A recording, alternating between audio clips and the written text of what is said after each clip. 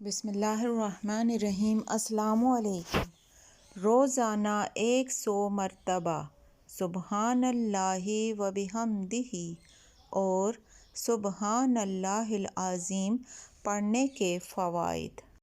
رسول اللہ نے فرمایا کہ 2 کلمے ایسے ہیں کہ جو اللہ تعالیٰ کو بہت محبوب ہیں، یعنی ان کا کہنے یا پڑھنے والا اللہ کو بہت محبوب ہے۔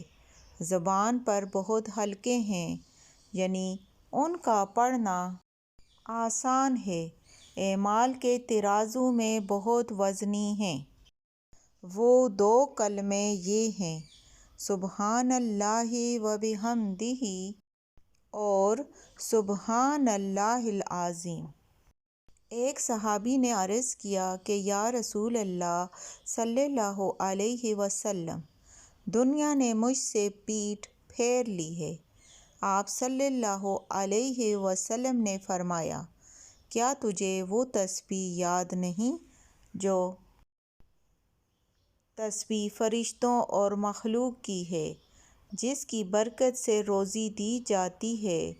جب صبح صادق طلوع ہو تو یہ تسبیح 100 مرتبہ پڑھا کرو: سبحان اللہ و بحمدہ اور سبحان اللہ العظیم۔